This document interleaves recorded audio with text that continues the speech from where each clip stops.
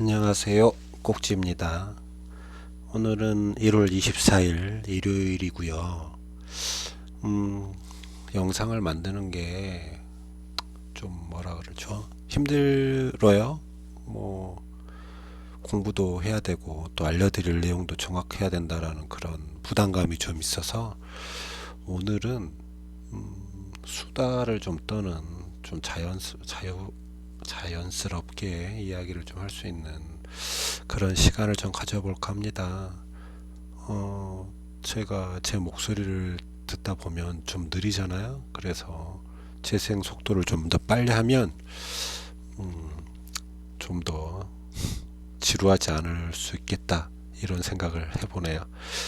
자, 첫 번째 이야기를 좀 해볼게요. 첫 번째 이야기는 일단 대한항공 이야기를 할게요.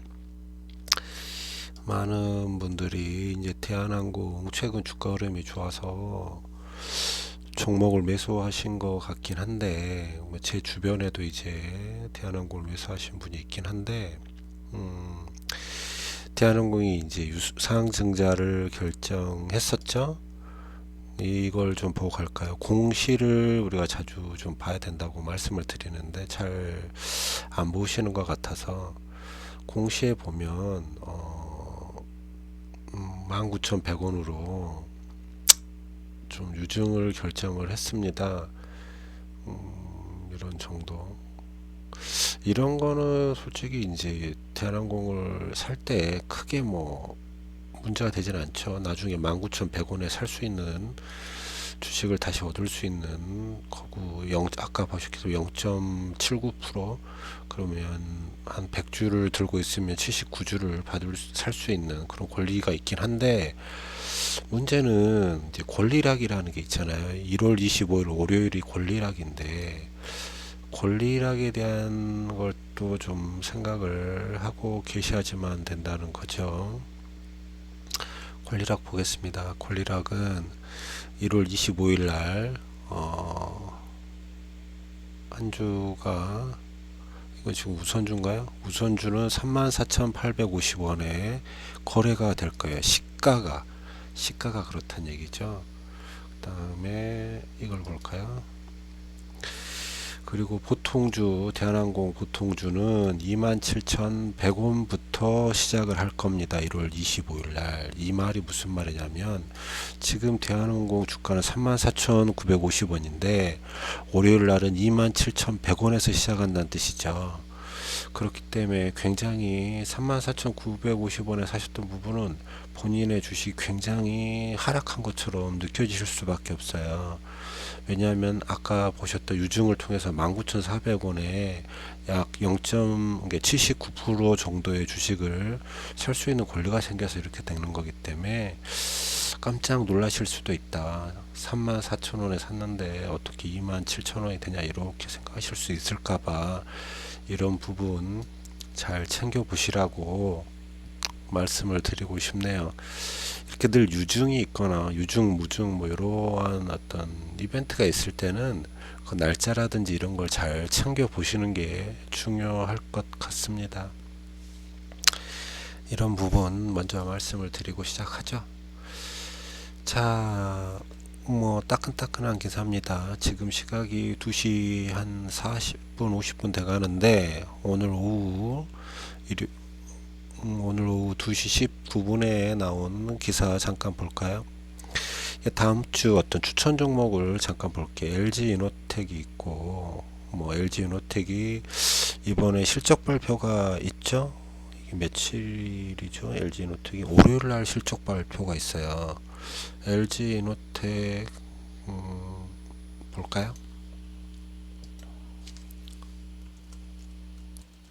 LG 이노텍. 자, LG 이노텍은 크게 사선을 그렸고 우리가 짧은 파동을 보고 매수를 했었죠. 이렇게 하나, 둘, 셋. 그래서 세 번째 파동에 들어가서 매수를 하는 것도 괜찮다고 했고 우리 꼭지 채널에서는 어떤 떠오르는 상승 파동을 가지고 배꼽 매매를 했었던 종목 중에 하나이기도 한데 자 볼까요? 뭐 뭐 많이 하실 이유는 별로 없고 뭐 이렇게 돼서 아무튼 들어갔던 종목이고 지금 사선째고 꼭지를 내밀었죠. 그 조정을 받을 수도 있고 짧은 파동으로 사선 중이니까 한 번 더 육선까지 만들어낼 수도 있는 그런 종목이긴 합니다. 월요일날 실적 발표가 있으니까 그날 이후로 조금 조정이 있을 수도 있고 오히려 더 튈 수도 있는 그런 걸 가지고 있다, 이렇게 보이죠. 저는 이제 이노텍 이번 실적 발표하면서 애플 향이 어떻게 될지, 다음번 이제 어떤 카메라 모듈에 대한 이야기가 좀 나오지 않을까. 거기도 이제 잔망경 카메라를 쓴다면 이노텍의 어떤 포지션이 좀 애매해지지 않나. 물론 전장 사업이 있긴 하지만 이런 부분이 조금은 이번 실적 발표 때 중요한 이슈가 될 수도 있겠다, 이렇게 생각을 하네요. 그리고 또 뭐 넥센 타이어 요즘에 괜찮은 것 같죠. 금호 석유를 비롯해서 타이어 요즘에 좀 보는데 아무튼 그렇고 저는 게임을 좋아하지 않아서 컴투스 뭐 연무장님도 뭐 컴투스 좋다고 자꾸 그러시는 것 같긴 하던데 뭐 지켜보시고요. 삼성전기 또 이게 제가 표시를 하자면 제가 좋아하는 종목들 있죠. 일단 이노텍 제가 좋아하고요. 삼성전기 좋아합니다. 삼성전기는 앞으로 계속 좋아질 거다. 최근 삼성전기의 주가의 흐름은 삼선을 만들어 놓고 돌파를 했던가요? 했죠.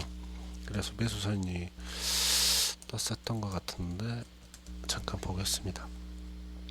그렇죠. 삼성전기는 매수선이 삼선을 돌파했었죠.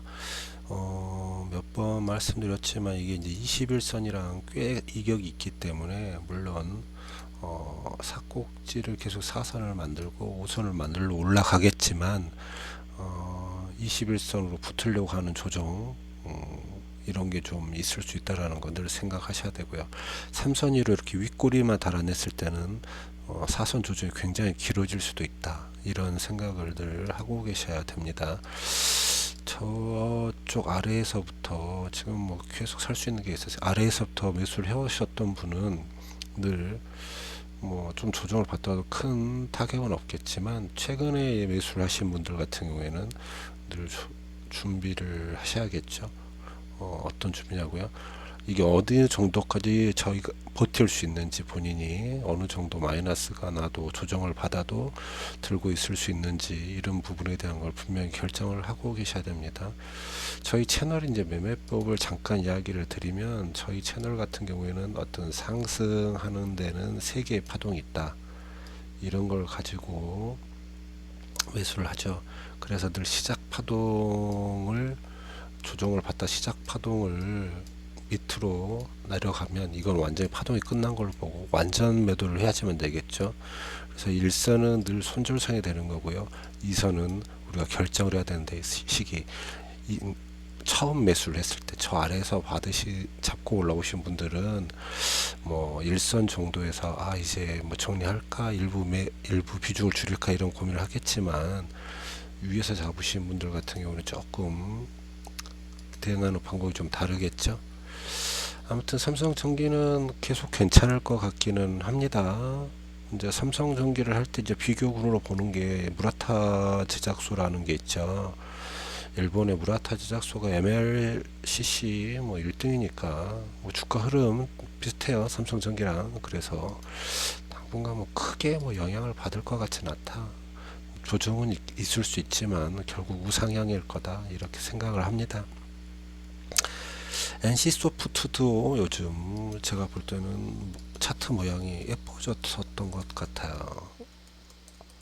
요즘에 뭐 네이버, NC소프트 이러한 차트 모양 꽤 좋아 보이지 않습니까? 차트 모양이 괜찮은 것 같아요. 이렇게 좀 일봉을 크게 봐도 차트 모양이 너무 이뻐지는 형태가 된다. 조금 있으면 뭐 굉장히 위로 솟구칠 수도 있는 그러한 차트 모양을 보여주고 있죠. 네이버 역시 차트 모양이 비슷하죠. 네이버는 차트 모양이 조금 빨리 조정이 있었고 또 이런 식의 조정이 앞으로 조금 있으면서 우상향 할 수 있다. 갑자기 튀어오를 조건도 가지고 있다, 이렇게 보고 있습니다, 저는. 카카오도 뭐 비슷하긴 하지만 카카오는 좀 먼저 가는 경향이 있어서 먼저 올라갔었죠. 그리고 조정도 한번 눌림을 한번 줬었고, 카카오가 1등 선두를 서서 조금 어떤 움직임이 어떤 방향성을 줄 거라고 생각은 하는데, 아무튼 NC소프트, 네이버 뭐 괜찮아 보입니다. 차트 모양이 예쁘다는 얘기죠. 매수선에 대한 얘기는 오늘 따로 이야기하지 않겠습니다. 자, 서플러스 글로벌 잘 모르는 회사나요? 이건 좀 찾아볼까요? 서플러스 글로벌.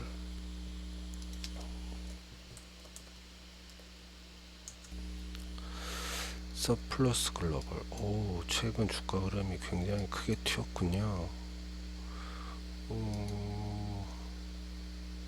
이거는 제가 잘 모르는 종목이기 때문에 일단 그림만 잠깐 보면 거래량이 터지면서 크게 삼각형을 만들고 꼭지를 벗어나면서 다시 한번 크게 올라갔죠.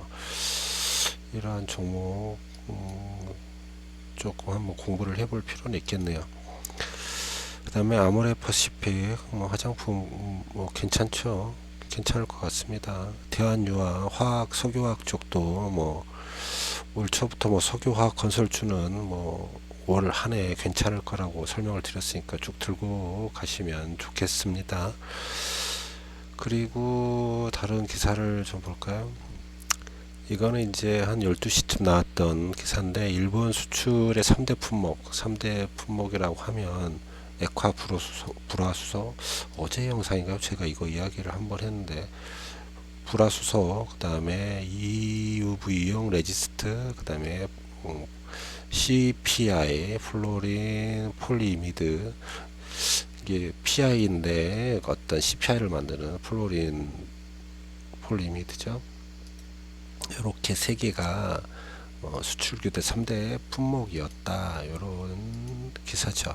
근데 그 중에 이제 불화수소를 보면 업체가 몇 개가 있죠. 뭐 솔브레인, 뭐 솔브레인이 12나인이라든지 SK 머터리얼이 말하는 뭐 5나인이라든지 이런 거 뭐냐면, 나중에 이제 뭐 리포트 읽어보실 때 알겠지만 이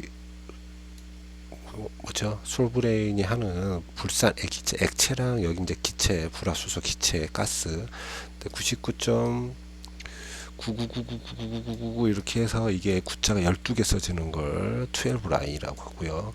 5라인이라는 건 99.999%라는 게 5라인 이렇게 되는 것 같아요. 제가 이해할 때는 그렇게 이야기했습니다. 뭐 다를 수도 있겠지만, 그래서 이게 99.9%냐 99.999%냐에 따라서 큰 차이가 있다. 이런 거. 그래서 이제 우리가 알아봐야 될 종목 중에 하나는 이제 솔브레인이 있고요. 그다음에 SK 머티리얼즈가 있죠. 뭐 이런 종목들 지켜보시면 좋겠습니다. 이게 뭐 한없이 할 수 있는 건 아니라서 그냥 이런 정도 기사 읽어보고 넘어가도록 할게요. 그 다음에 EUV PR이죠. 레지스트 EUV PR은 우리가 PR 하면 동진 세미캠 이렇게 생각하고 있는데, EUV용 PR은 대부분 이제 유럽, 미국, 듀폰, 그다음 일본, 톡 이런 데서 한다고 하죠. 어쩌자. 그리고 국내는 A사가 바이올렛 설비 구축 및 시제품을 테스트하고 있다. 개인적으로 이 A사가 동진 세미캠이 아닐까 생각을 해보는데, 모르죠 저도. 그 다음에 PI, 그 다음에 CPI 원료가 되는 브라폴리 이미드는 코로인더, 어제 영상인가요? 최근 영상에 이거 올렸었죠. 그래서 코로인더가 하고 있다. 여기에 뭐 관계되는 게 뭐 SKC는 당연히 아는 거고, 경인양행 이런 쪽, 그다음에 PI 첨단 소재는 뭐 CPI는 아니지만 뭐 이런 쪽 조금 공부를 하시면 좋겠다. 이런 얘기를 드렸었던 것 같습니다. 그리고 뭐 다른 거 뭐 탄소 섬유 효성 뭐 첨단 소재 이렇게 돼 있고, SKC가 블랭크 마스크도 한다고 하고 뭐 그렇죠. 여기 또 넘어가고요. 또 다른 기사를 보면 이제 SK가 뭐 투자 포트폴리오를 재개편한다. SK 우리 이제 꼭지 채널에서도 이제 SK 조금 이따 요 이야기를 좀 해야겠네요. SK를 이제 잘 보고 있죠. 뭐 보유해야 될 종목으로 우리가 이제 저 역시 지켜보고 있는 종목이고 투자를 좀 하고 있는데, 첨단 소재 쪽도 있고 뭐 그린 수소, 뭐 친환경 요런 데도 하고 있고, 바이오 쪽도 하고 뭐 디지털 쪽도 한다, 뭐 요런 식으로 바뀌어가고 있다, 이런 내용입니다. 자, 이런 정도 기사를 좀 보고요. 그다음에 우리가 이제 몇 개 잠깐 이제 이야기를 하면, 25일 날 아까도 말씀드렸지만 여기 LG 이노텍 실적 발표에 대한 걸 좀 알고 있어야겠죠. LG 이노텍에 대한 실적 발표가 있어요. 이날 애플향에 대한 어떤 카메라 모듈 이런 부분이 좀 이야기가 나오면 주가의 흐름이 좀 변동성이 좀 있을 수도 있으니까 잘 보시고, 아까 처음에 이야기했던 대한항공 권리락이 이날 시작됩니다. 권리락일이니까 그렇게 알고 계시면 되겠죠. 다음 화요일 날은 굉장히 중요한 날이죠. 현대차. 이때 현대차 실적 발표를 하고, 27일 날 기아차 발표를 하던가요? 그럴 거예요 아마. 그러겠죠. 자, 26일 날은 제가 좀 볼까요? 현대차랑 삼성바이오로직스 이렇게 실적 발표가 있네요. 27일 날은 좀 많네요. LG화학, 삼성전기, LG디스플레이, 삼성물산, 기아차 이런 정도 실적 발표가 있습니다. 이날 삼성전기가 있으니까 삼성전기 좀 보도록 하고, 삼성전기요. 그 다음에 뭐 LG화학 뭐 별거 없을 것 같고, 기아차, 현대차, 기아차 이 실적 발표한 날 애플카 이슈에 대한 질문이 분명히 들어갈 건데, 뭐 답변을 하지 않으시겠지만 뭐 지켜보죠. 그리고 뭐 현지 시각으로 27일인가 28일쯤에 뭐 애플 테슬라 실적 발표 램 리서치도 있고요. 그리고 28일 날은 또 우리가 삼성전자 실적 발표가 있죠. 주주 친화 정책에 대한 이야기를 하게 되면, 이날 또 삼성전자의 어떤 주가의 흐름이 굉장히 위아래로 출렁출렁 할 수도 있다. 그런 거 알고 계시면 좋겠습니다. 이날 또 네이버의 실적 발표도 있고요. 자, 모비스도 28일인가요? 현대모비스도 29일 날 하이닉스 이런 거 정리되어 있는, 아마 이러한 실적 발표 정리되어 있는 게 있을 겁니다. 저도 이렇게 여러 군데서 보고 틈틈이 적어놓은 걸 알려드리는 거라서, 다시 한번 알려드립니까? 월요일 LG 이노텍 있습니다. 실적 발표. 그리고 대한항공 권리락이에요. 그래서 좀 낮기 시작한다는 거 알고 계시고, 화요일 날은 현대차, 삼성바이오로직스 실적 발표가 있고요. 그다음에 수요일 날은 LG화학, 삼성전기, 뭐 기아차, 삼성물산, 그다음에 애플, 테슬라, 램리서치 실적 발표가 있습니다. 목요일 날은 삼성전자, 네이버, 뭐 삼성 SDI, 현대모비스가 있는 것 같고요. 29일 날은 SK 하이닉스 실적 발표가 있습니다. 실적 발표하는 날 뭐 주가의 움직임 좀 있을 수 있으니까 잘 지켜보시면 좋겠습니다. 자, 일정은 이 정도 하고요. 그 다음에 이제 자꾸 이제 물어보는, 뭐 제 주변 사람들이요. 제 주변 사람들이 물어보는 것 중에 하나가, 삼성전자에 대한 이야기를 자꾸 물어보시는지, 언제 사냐, 지금 사도 되냐, 이런 얘기를 물어보시는데, 뭐 제가 이 이야기는 하나를 해야겠네요. 삼성전자 제가 뭐 카운팅을 하나 잘못해서 지금 삼선 꼭지라는 거를 좀 미리 알려드리고 할게요. 매수선이라는 거 제일 위쪽이. 그래서 제가 지금 이쪽 2선을 매수선이라고 말씀드렸던 것 같은데, 이게 좀 틀린 것 같더라고요. 제가 월요일날 HTS를 다시 한번 확인을 해보겠지만, 이제 알파스퀘어 요걸로 제가 다시 한번 카운팅을 했을 때는 여기가 삼선인 것 같습니다. 96,800원이. 그래서 지금 삼선 조정 중에 있다, 이렇게 알고 계시면 좋겠고, 자, 다시 하던 얘기로 돌아가서 삼성전자를 이제서 다시 사고 싶은 분들은, 물방, 저희 채널에서 물방은 절대 안 됩니다. 한 번에 박는 건 절대 안 되고, 최소한 3번, 4번 나누어서 매수를 하셔야 되는데, 그분이 원하는 건 이제 월급날 조금씩 사고 싶다, 이런 얘기를 하셔서 제가 언젠가 그런 걸 말씀을 드린 것 같아요. 그 주가의 흐름을 보고 뭐 적립식으로 사시는 것도 괜찮은 방법이다 이런 얘기를 했었던 것 같은데, 삼성전자가 이렇게 마이너스가 뜨면 아니 이렇게 하지 맙시다 이렇게 하시는 것도 굉장히 어렵습니다. 솔직히 주가의 흐름을 보고 사기는 이렇게 저같이 게으른 사람들은 잘 안 되니까 그냥 음봉을 보고 사시죠. 음봉이라는 건 주가의 어떤 마이너스랑은 좀 다른 얘기이긴 해요. 어떤 캔들이라는 건 시가 종가가 있는데, 시가가 있고 종가가 있죠. 시가보다 종가가 높으면 양봉인 거고, 시가보다 종가가 낮으면 음봉인데, 음봉일 때 우리가 매수하는 방법을 다시 한번 알려드립니다. 삼성전자 직관적으로 이렇게 두 번째 음봉일 때 뭐 점심시간에 사시든 장 종료 한 10분 전에 사시든 두 번째 음봉이 뜨면 짝수 음봉에 규칙적으로 사시면 됩니다.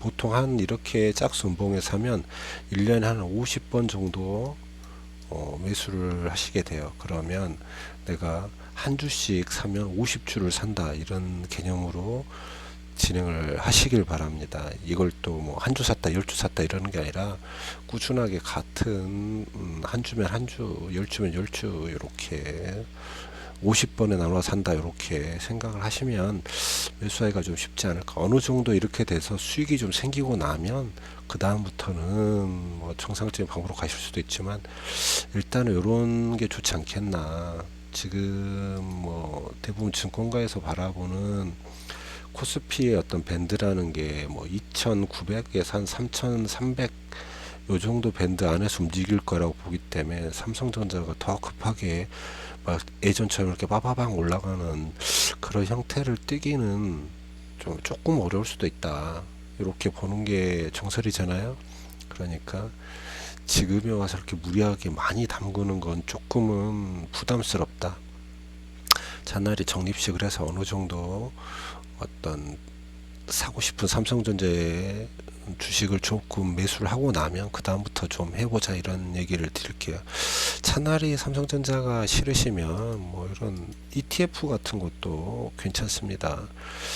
뭐 코덱스 200 주가 지수를 따라가는 거죠. 뭐 코스피 어떤 코덱스 200이나 코스피의 움직임이나 똑같지 않습니까? 이게 그림이 다른 게 아니 똑같은 게 아니고 서로 다른, 이건 코덱스 200의 어떤 주가 지표고 이건 코스피의 주가 흐름인데 똑같죠? 그러니까 우리 어떤 증시에 베팅을 하는 거라고 생각하시면 되고, 실제로 삼성전자를 쳐서 거래를 하시든 코덱스 200이라고 쳐서 거래를 하시든 똑같습니다. 베팅은 우리나라 지수에 베팅을 하시든 어떤 개별 종목에 하시든 상관없고, 또 2차전지 뭐 이야기를 많이 하시는데, 2차전지 뭐 개별 종목으로 너무 비싸다, 뭐 LG화학 100만원 넘어가고 막 이러니까 부담스럽다 그러시는데, 그러면 제가 추천하는 건 타이거 KRX 2차, 이게 플레이 뭐죠? 타이거 KRX 2차 전지 뭐 K 뉴딜 뭐 요렇게 돼요. 요거만 쳐도 아마 찾을 수 있겠죠.